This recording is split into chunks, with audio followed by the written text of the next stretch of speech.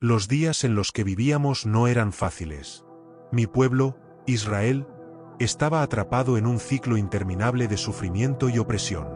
Cada año, los madianitas invadían nuestras tierras, destruyendo nuestras cosechas, arrasando nuestros campos, y dejando al pueblo de Israel sumido en la miseria. Las aldeas quedaban vacías, las familias hambrientas, y el temor se apoderaba de todos. Era un tiempo de desesperanza, de incertidumbre. La gente clamaba por la liberación, pero parecía que Dios nos había abandonado. Yo, Gedeón, no era un líder ni un guerrero. Era solo un hombre común, hijo de Joás, de la tribu de Manasés. Mi vida transcurría en la sombra de la opresión, como todos los demás. En ese tiempo, lo único que podía hacer para sobrevivir era esconderme de los madianitas mientras trataba de salvar lo poco que nos quedaba. Estaba en un lagar, un pequeño recinto donde se pisa el vino, intentando trillar el trigo sin que los invasores me vieran. No era valiente, ni me sentía especial. Solo un hombre tratando de sobrevivir. Fue en ese momento, cuando pensaba que no había esperanza, que algo increíble sucedió. El ángel de Jehová se apareció ante mí. Imagínate mi sorpresa, yo, un simple campesino, recibiendo la visita de un ángel. Y no solo eso, el ángel me llamó valiente guerrero. Miré a mi alrededor, preguntándome si estaba soñando. ¿Yo, un guerrero? En ese entonces, ni siquiera sabía cómo empuñar una espada. Mi familia era la más débil de la tribu de Manasés, y yo era el menor de mis hermanos. No tenía ninguna cualidad especial que pudiera hacerme sentir digno de tal título. Pero el ángel no solo me llamó valiente guerrero, también me dijo que Dios me había elegido para liberar a Israel de la opresión de los madianitas. En ese momento, sentí una mezcla de incredulidad y miedo. ¿Cómo podía ser yo? La gente de Israel esperaba a un líder fuerte, alguien valiente, un guerrero de renombre. Yo no era nada de eso. Aún así, la voz del ángel era clara: el Señor está contigo. Lo que más me impactó fue la promesa de que Dios estaría conmigo, que no tendría que enfrentar a los madianitas solo. Pero yo, con mis dudas, respondí: ¿por qué, si Dios está con nosotros, no hemos visto su poder? ¿Por qué hemos sido derrotados tantas veces? El ángel me miró con una paz que no pude comprender y me dijo que iría yo mismo a derrotar a los madianitas. Todo lo que tenía que hacer era confiar en él. Recuerdo cómo mi corazón latía con fuerza, pero también como una chispa de esperanza comenzaba a encenderse dentro de mí. Si realmente era Dios quien me llamaba, entonces no podía ignorarlo. No sabía cómo, ni cuándo, pero sentí que algo iba a cambiar. Y así, sin entender por completo lo que estaba por suceder, acepté el desafío. Ahora, mientras veía a este ser celestial desaparecer, me encontraba frente a una decisión que cambiaría mi vida y la de todo Israel.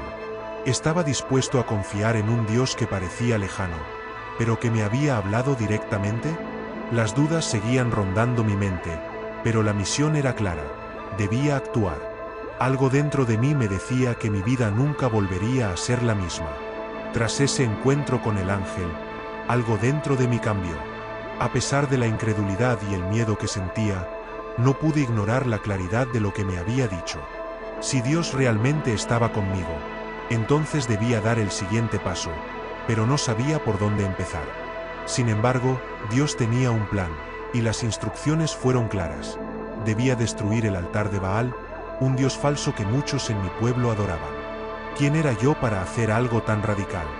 ¿Cómo iba a enfrentarme a la adoración a Baal, un acto profundamente arraigado en nuestra cultura y nuestras costumbres? El miedo comenzó a acecharme nuevamente. En mi mente se cruzaron pensamientos oscuros, pensamientos que me decían que lo que estaba a punto de hacer podría llevarme a la muerte.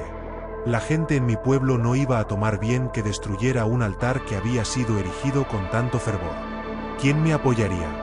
¿Acaso lo que estaba haciendo tenía algún sentido? Pero las palabras del ángel seguían resonando en mi mente: el Señor está contigo. Si de verdad confiaba en él, debía ser valiente, aunque mi corazón latiera con fuerza y mi cuerpo estuviera temblando de miedo. Decidí que no podía retrasarlo más. No iba a permitir que la idolatría destruyera a mi pueblo, no cuando sabía que Dios estaba con nosotros. Pero debido a que el temor seguía dominando mi corazón, tomé una decisión. Haría lo que Dios me pedía, pero lo haría de noche, cuando nadie pudiera ver. Así que, en silencio, reuní a unos pocos sirvientes y fuimos hasta el altar de Baal. Cortamos el poste de Asera, símbolo de idolatría, y destruimos el altar. Nunca olvidaré ese momento. El corazón me latía a 1000 por hora, y estaba seguro de que alguien me escucharía, que alguien se daría cuenta de lo que había hecho. Y no me equivoqué. Al amanecer, los hombres de la ciudad se dieron cuenta de que el altar de Baal ya no estaba. Se llenaron de furia. Quisieron matarme. Imaginen el miedo que sentí. Yo, un hombre que apenas tenía fuerza, enfrentándome a toda una ciudad furiosa por mi acción. Pero en ese momento, sucedió algo inesperado. Mi padre, Joás, intervino. Él les dijo a todos que si Baal realmente era un dios, entonces debería defenderse a sí mismo. La respuesta de mi padre me sorprendió. Él, que siempre había seguido las costumbres de la ciudad, ahora defendía lo que yo había hecho. Si Baal realmente existía, ¿por qué no defendería su altar? En un giro increíble de acontecimientos, la multitud se calmó. No mataron a mi padre ni a mí. Y de alguna manera, ese día quedó grabado en mi memoria como una victoria, no solo sobre los hombres, sino también sobre el miedo que me había perseguido. Ese altar, que había sido un símbolo de opresión para mi pueblo, fue destruido, y por primera vez, sentí que podía confiar en Dios de manera plena. A partir de ese momento, mi vida ya no fue la misma. Sabía que algo más grande que yo estaba en marcha. No solo había destruido un altar, sino que había dado el primer paso hacia una gran liberación para Israel. Pero lo que no sabía en ese instante era que, al seguir las instrucciones de Dios, me estaba preparando para enfrentar algo mucho más grande que cualquier miedo personal. Aquel acto de obediencia, aunque pequeño a los ojos de muchos, fue el primer paso en una misión divina que cambiaría el destino de mi pueblo. A pesar de lo que había hecho, no podía evitar la duda. Mi corazón estaba lleno de preguntas. ¿Realmente era yo la persona indicada para liberar a Israel? ¿Cómo podría ser un líder para este pueblo tan necesitado de ayuda? La tarea que tenía por delante era enorme, y mi fe, aunque creciendo, aún era frágil. Me sentía como si todo estuviera a punto de desmoronarse, como si las responsabilidades que Dios me había encomendado fueran demasiado grandes para alguien como yo. Así que, en medio de mis dudas, decidí pedir una señal. Sabía que el Dios que había hablado conmigo a través del ángel era poderoso, pero necesitaba algo más para confirmar que realmente Él quería que fuera yo quien tomara el liderazgo. Necesitaba estar seguro de que no estaba siguiendo una idea equivocada. Y si tenía que hacerle una prueba, lo haría. Entonces, le pedí a Dios algo sencillo, algo que demostrara su presencia y apoyo. Colocaría un vellón de lana sobre el suelo, y si al amanecer el vellón estaba mojado, pero el resto del suelo estaba seco, sabría que era una señal de Dios. Fue un acto de fe, pero también de miedo. La mañana siguiente llegué al lugar donde había dejado el vellón, y cuando miré, el vellón estaba empapado de agua. Sin embargo, el suelo alrededor estaba completamente seco. Me quedé allí, sin saber qué pensar, pero una parte de mí sentía una mezcla de asombro y alivio. Pero, aún con la señal tan clara, algo dentro de mí me decía que debía estar seguro. Así que, con una humildad que solo proviene del temor y la fe, le pedí a Dios una segunda señal. Esta vez, el vellón debía quedar seco y el suelo alrededor debía estar mojado. Podría parecer una petición audaz, pero sentí que debía ser lo suficientemente claro. Necesitaba saber sin lugar a dudas que era Dios quien me guiaba. Al día siguiente, volví al lugar. Para mi sorpresa, el vellón estaba seco, mientras que el suelo estaba empapado. No podía creerlo. Allí, de pie, con el vellón en mis manos, algo dentro de mí se quebró. Esa certeza, esa paz profunda que no había experimentado hasta ese momento, llenó mi ser. Era Dios quien estaba conmigo. Él me había respondido, no una vez, sino 2 veces. No era solo un líder llamado al azar, sino que Dios, en su misericordia, me había confirmado que mi misión no era un sueño o una locura. Estaba destinado a guiar a Israel. Esa mañana, mientras sostenía el vellón en mis manos, sentí la fuerza que solo viene de la certeza de que no estás solo. Ya no había lugar para la duda. No importaba cuán grande fuera la tarea, ni cuán temeroso me sintiera. Dios me había elegido y me había mostrado que Él estaría conmigo, incluso cuando la batalla pareciera imposible. Pero el llamado de Dios no terminaba ahí. Ahora sabía con toda certeza que no podía seguir retrocediendo. La misión estaba clara, y la siguiente etapa de la aventura ya me esperaba. Reunir a los hombres para la batalla, para enfrentarnos a los madianitas. Pero lo que no sabía aún era cuántos sacrificios y pruebas tendría que atravesar para ver el cumplimiento de la promesa de liberación. El viaje recién comenzaba. Después de las señales y la certeza de que Dios estaba conmigo, el siguiente paso era reunir a un ejército. Sabía que la tarea que me esperaba no sería fácil. El pueblo de Israel había sufrido mucho bajo la opresión de los madianitas, y era hora de luchar por nuestra libertad. Así que, siguiendo el mandato de Dios, comencé a reunir a los hombres para enfrentar a los madianitas. Lo que escuchamos en el campamento fue increíble. Un soldado madianita le estaba contando a otro su sueño. Había soñado que un pan de cebada rodaba hasta el campamento de los madianitas, y que lo derribaba, destruyendo la tienda de mando. El otro soldado, al escuchar el sueño, dijo con una asombrosa claridad: «Este es el sueño de la derrota de los madianitas. Es Gedeón, hijo de Joás, quien nos derrotará». De repente, todo cobró sentido. No solo Dios nos había hablado, sino que Él ya estaba trabajando en el corazón del enemigo. Había puesto miedo en ellos, y todo lo que teníamos que hacer era obedecer. Con esa confirmación, regresé al campamento con una renovada valentía. Era hora de actuar.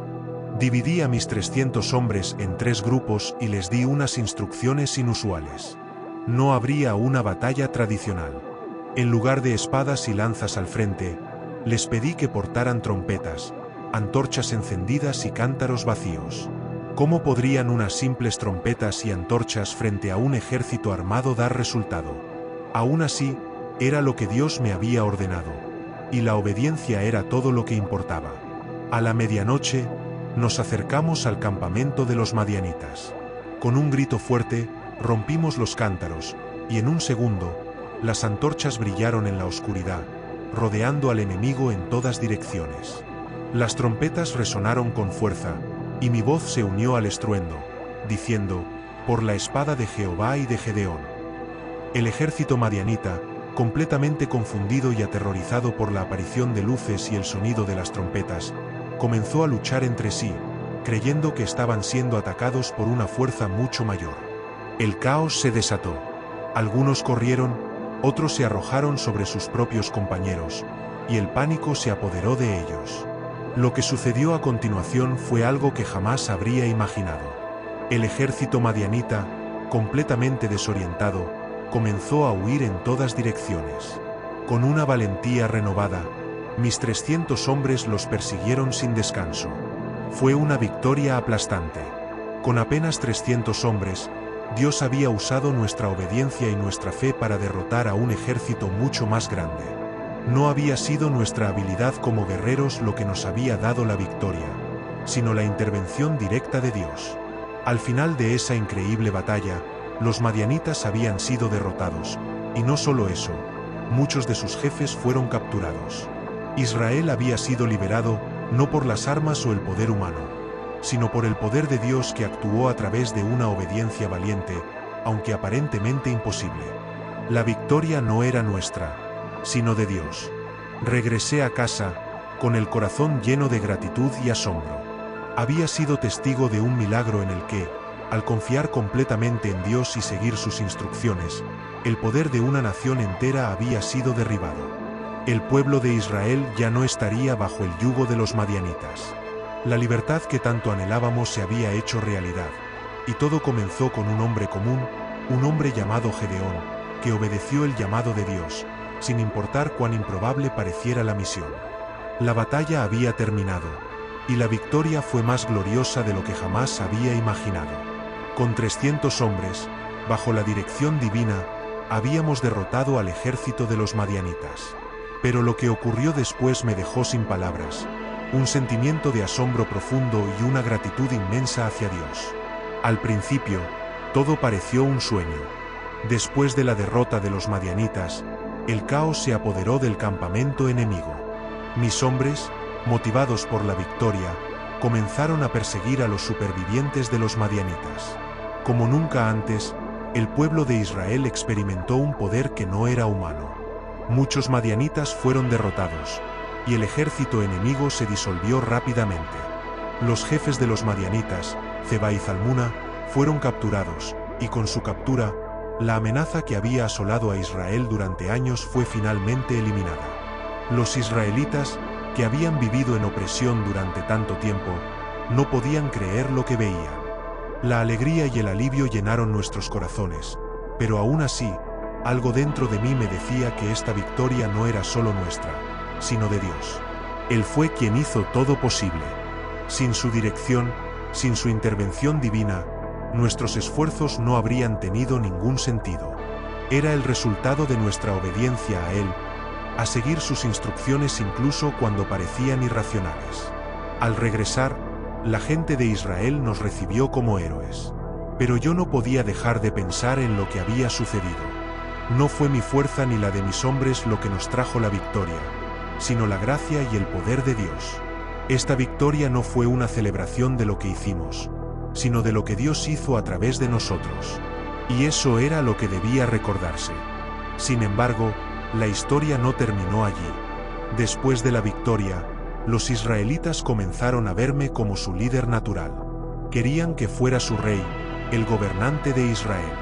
Pero algo dentro de mí me decía que no era mi lugar tomar ese trono. Dios había sido el verdadero rey, y la gloria debía ser solo para Él. A pesar de la tentación, rechacé la oferta de ser rey. Respondí con humildad: yo no voy a ser su rey. El Señor es el que debe gobernar sobre ustedes. En lugar de aprovechar el poder y la gloria, elegí la obediencia. Sabía que mi misión era cumplir con lo que Dios me había pedido, no buscar honor o posición para mí mismo. Aunque la gente me respetaba y me veía como el líder, mi único objetivo era que Israel volviera a confiar completamente en Dios, el verdadero rey. A pesar de la victoria, hubo desafíos que quedaron. Después de la guerra, muchos querían darme riquezas y ofrendas, pero incluso eso fue una oportunidad para reafirmar la lección más grande: que todo lo que había sucedido era por la mano de Dios, no por mi propio poder. La tentación de tomar el control, de buscar el oro y la fama, era grande, pero mi corazón sabía que no debía apartarme del camino que Dios había trazado. Así, regresé a mi hogar, a mi tierra. Aunque la paz había sido restaurada, el reto no era solo la batalla con los madianitas, sino mantener la obediencia y la fe en el único Dios verdadero. Durante un tiempo, Israel vivió en calma, pero el corazón de las personas seguía siendo volátil. Mi misión, aunque cumplida en ese momento, estaba lejos de terminar. El verdadero desafío sería guiar a mi pueblo a una obediencia continua a Dios. La historia de Gedeón no fue solo sobre un hombre que luchó con un ejército de 300, sino sobre un pueblo que aprendió a depender de Dios en tiempos de crisis. Y, aunque mi nombre quedará registrado en la historia, siempre supe que la victoria no era mía, sino de Dios. Mi misión fue sencilla: obedecer y dejar que Dios se encargara del resto. Después de la gloriosa victoria sobre los madianitas y la restauración de la paz en Israel, algo dentro de mí cambió. A pesar de mi rechazo al ofrecimiento de ser rey, había un peso de responsabilidad sobre mis hombros que no pude ignorar. El pueblo había estado bajo la opresión de los madianitas durante tanto tiempo, que ahora se sentían necesitados de un líder fuerte, y mi nombre ya se había convertido en sinónimo de salvación y triunfo. A lo largo de los años siguientes, mi vida estuvo marcada por momentos de gratitud y recuerdos de lo que Dios había hecho a través de mí. Pero la misma gloria que había venido de una obediencia fiel también trajo consigo una tentación constante.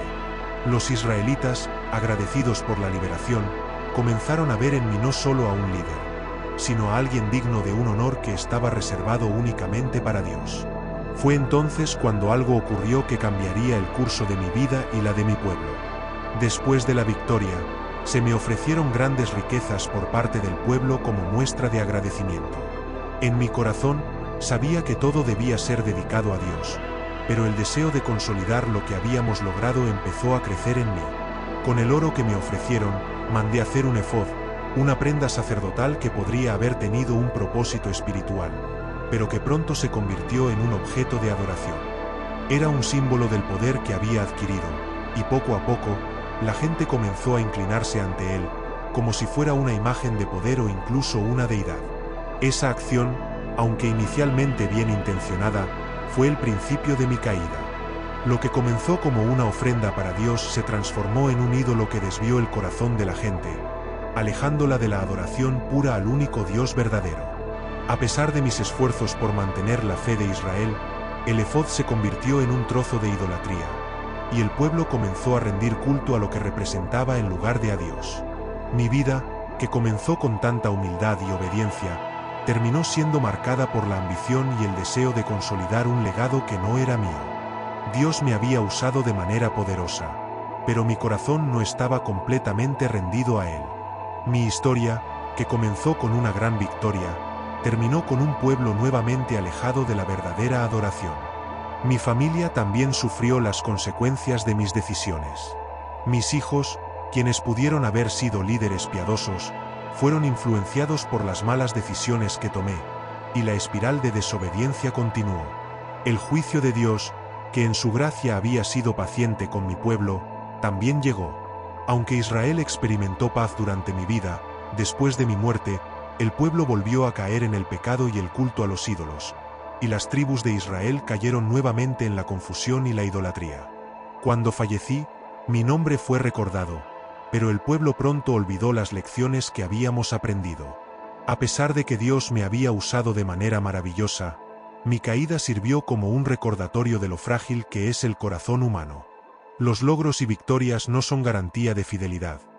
Y a veces, el mayor enemigo no es el ejército enemigo, sino la complacencia y el orgullo que nacen cuando dejamos de depender completamente de Dios. Mi legado, entonces, no fue solo el de un líder victorioso, sino el de un hombre que, a pesar de su gran fe en momentos clave, también cayó en los mismos pecados que había luchado contra los enemigos de Israel. Mi historia es un recordatorio para todos nosotros de que, incluso después de grandes victorias, la verdadera batalla nunca termina.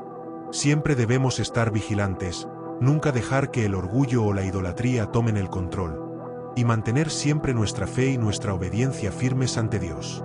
Al final, mi vida fue testigo de la fidelidad de Dios y de la fragilidad humana. Dios me usó para liberar a su pueblo, pero mi historia también es una advertencia. Que la victoria no depende de nuestra fuerza, sino de nuestra dependencia constante de Dios.